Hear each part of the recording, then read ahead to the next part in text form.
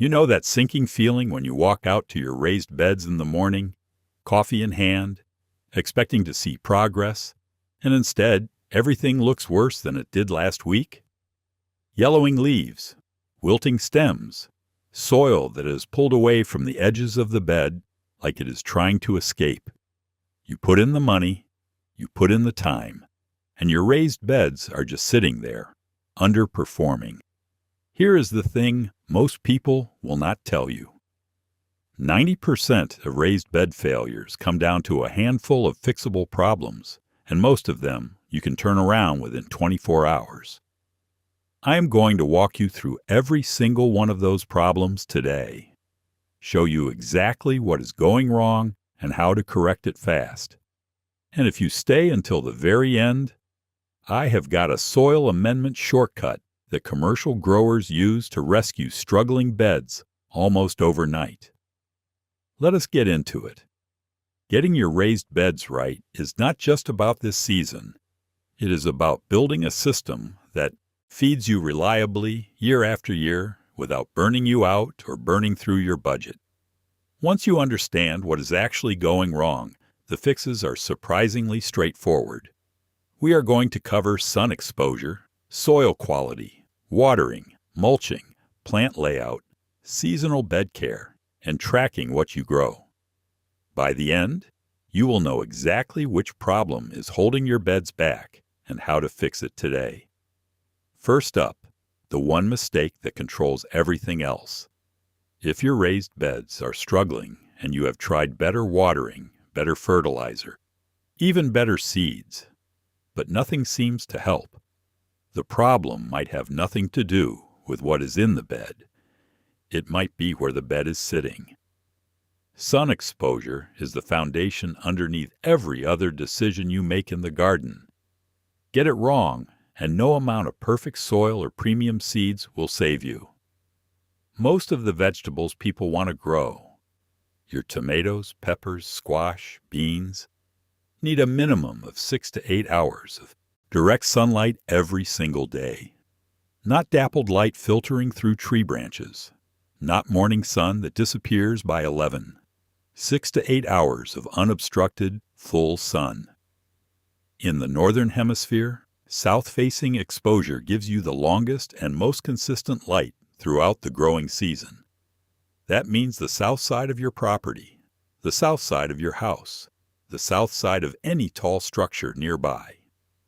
If your beds face north or sit tucked against a tall fence on the south side, you have effectively built yourself a shade garden, whether you intended to or not.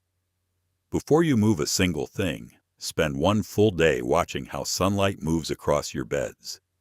Morning, midday, and late afternoon.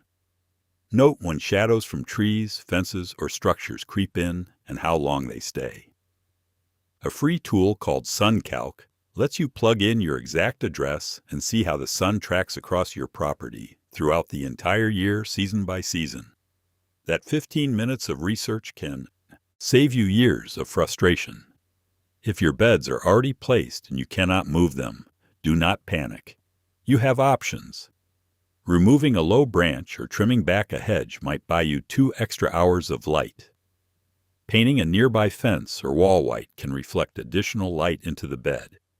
And if none of that works, pivot to shade-tolerant crops like lettuce, spinach, kale, and most herbs. Those will actually produce better in partial shade than in blazing full sun. The worst response is to keep planting sun-loving crops in a shady spot and hoping for different results. Honest assessment first, then action. Sun exposure sorted. The next problem lives inside the bed itself. If your plants look pale, grow slowly, and seem to stall out after a strong start, your soil is almost certainly the issue. And here is where a lot of raised bed gardeners get burned, sometimes literally in the first season. Ordering bulk soil sight unseen is a gamble. A big one. What arrives in that dump truck might be labeled premium raised bed mix, but what you actually get could be heavy clay topsoil with a thin dusting of compost mixed in for appearances. First season, it might perform okay. Second season, it compacts into something closer to concrete. Roots cannot penetrate. Water pools on top instead of soaking in. Nutrient deficiencies start showing up everywhere. The fix starts with understanding what good raised bed soil actually does. It drains well so roots do not sit in water. It holds enough moisture that you are not watering 3 times a day. And it contains enough organic matter to feed soil biology, which is what actually feeds your plants. We do not feed plants directly. We feed the soil, and the microscopic life in that soil breaks nutrients down into forms plant roots can absorb. Skip that step, and you are just pouring fertilizer into dirt. A reliable homemade mix breaks down into roughly equal thirds. 1/3 compost from blended sources, not just one type. Mix yard waste, compost with mushroom compost or worm castings for a broader nutrient profile. 1/3 aeration material like perlite or pumice, which keeps the soil loose and prevents compaction even after heavy rain. And 1/3 moisture retention material like coconut coir or peat moss, which holds water near the root zone between waterings. If you are working with native soil and do not want to buy an entire bed's worth of mix, fill about half the bed with your native topsoil, then blend in roughly 25% compost and 25% organic matter like partially broken down grass clippings or leaf mold. Not perfect, but a massive improvement over straight native soil alone. Already stuck with bad soil in an existing bed? You do not have to dig it all out. Spread 3 to 4 inches of quality compost across the top and let the worms and soil microbes do the mixing for you over the next few weeks. Add another inch or 2 before each new planting season. Within a year, even terrible soil starts transforming into something plants can actually thrive in. Patience and compost fix almost everything underground. What goes into the soil matters enormously. How water reaches that soil matters just as much. Inconsistent watering wrecks more raised beds than almost any pest or disease. Raised beds drain faster than in-ground gardens because they are elevated and often built with drainage-friendly materials. That means the soil dries out quicker, especially in summer, especially in beds less than 12 inches deep. If your watering routine is random, your plants feel it immediately. Blossom end rot on tomatoes, bolting lettuce, cracked peppers, stunted roots. All of these trace back to moisture swings. Hand watering works perfectly well as long as it actually happens consistently. Every single day during hot weather. Every 2 to 3 days during mild stretches. The trouble is, life gets in the way. You skip a morning, then 2 mornings. Then you overcompensate by flooding the bed. That feast or famine cycle stresses plants more than steady underwatering would. Drip irrigation eliminates the guesswork entirely.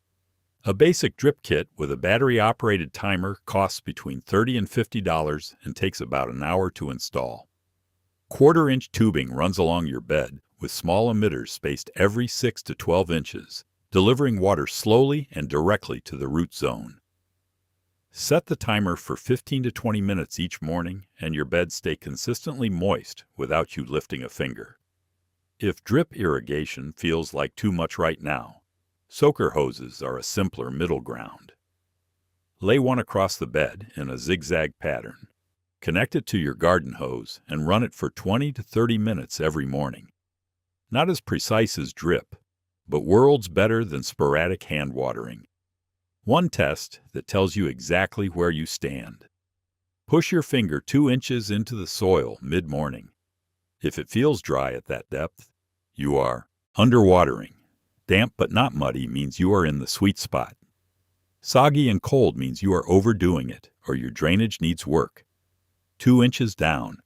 That is your benchmark. Watering handled. There is one more layer between your soil and the sun that most people skip entirely. Bare soil in a raised bed is an open invitation for problems. Moisture evaporates fast. Soil temperature swings wildly between day and night. weed seeds land and germinate without competition. Beneficial soil organisms retreat deeper underground to escape ultraviolet exposure. Mulch fixes every single one of these issues with almost zero effort. 2 to 3 inches of organic mulch spread across the top of your bed acts like an insulating blanket. It holds moisture in, keeps soil temperature stable, suppresses weeds, and slowly breaks down into additional organic matter that feeds the soil over time.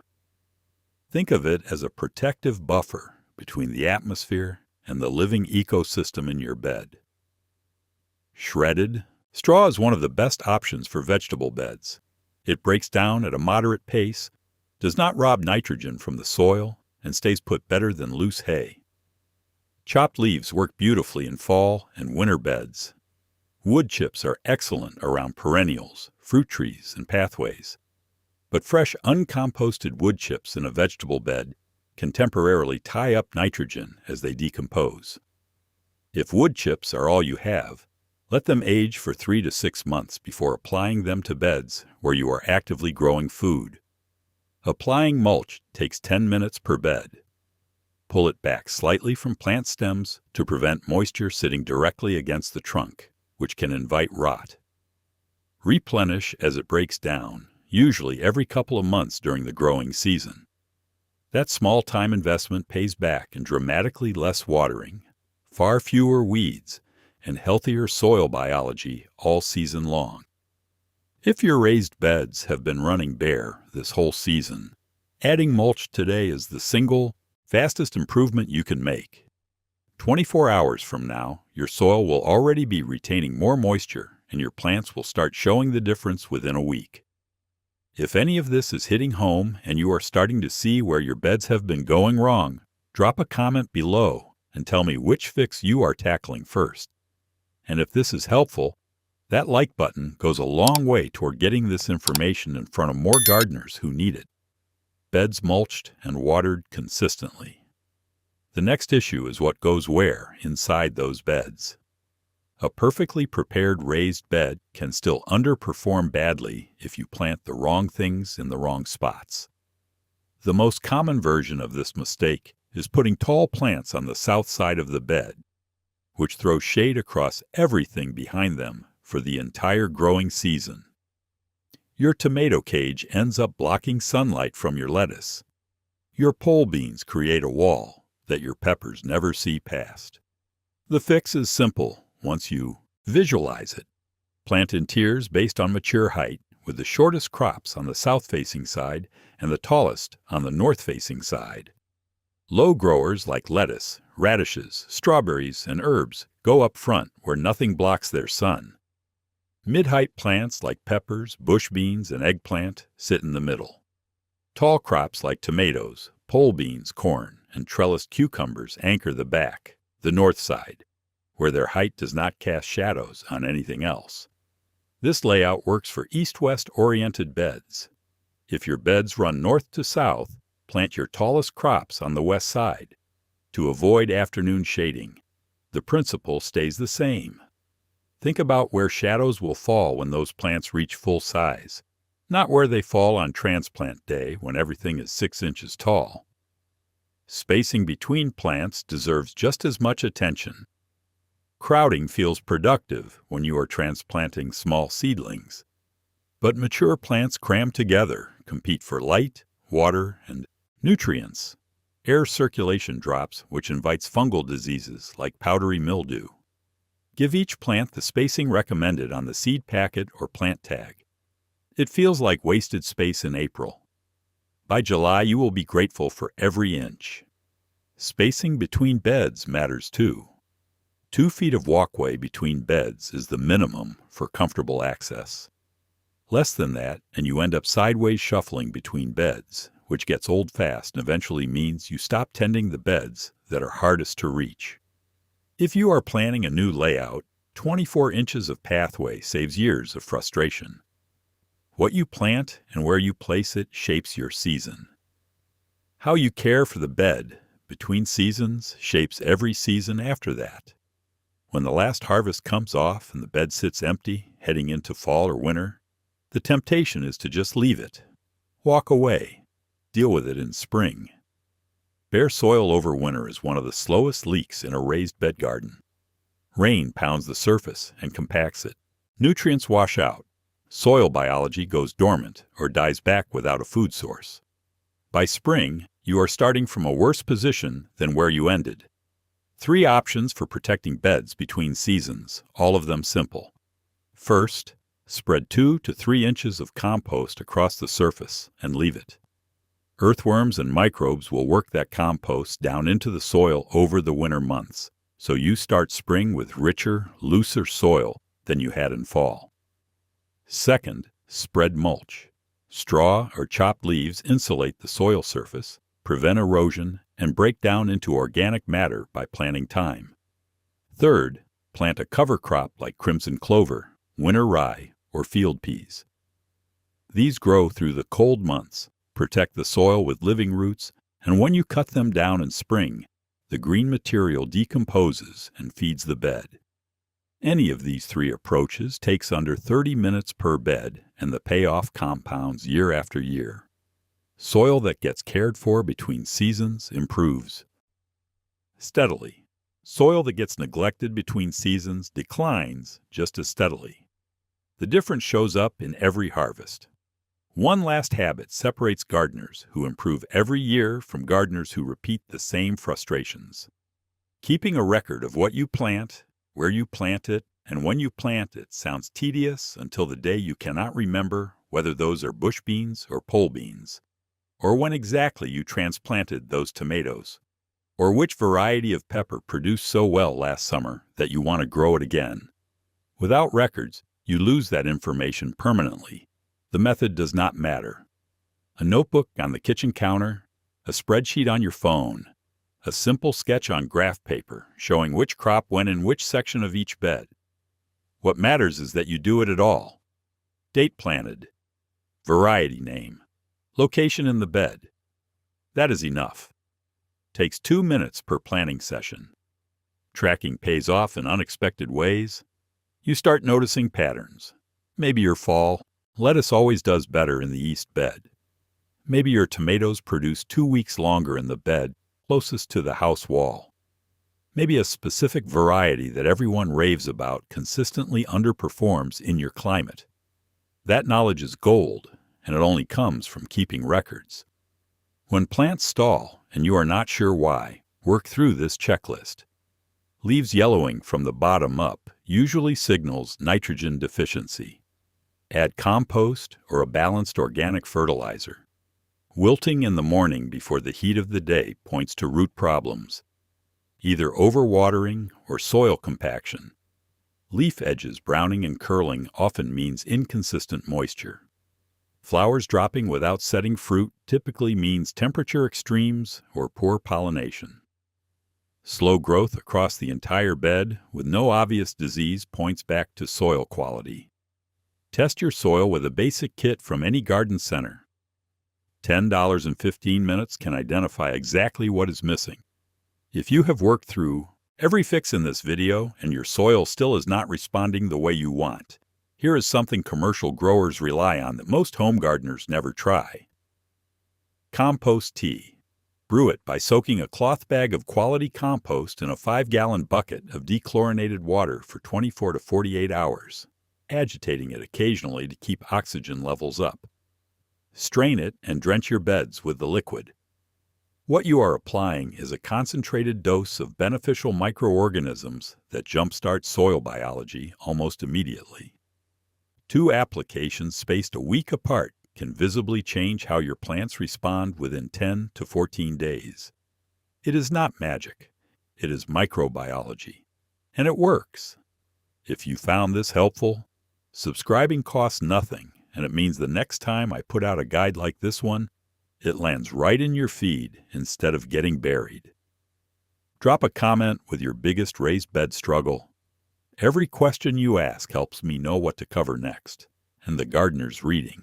Those comments learn from your experience just as much as from the video itself. That is what makes this a community, not just a channel. Good luck out there. Keep growing.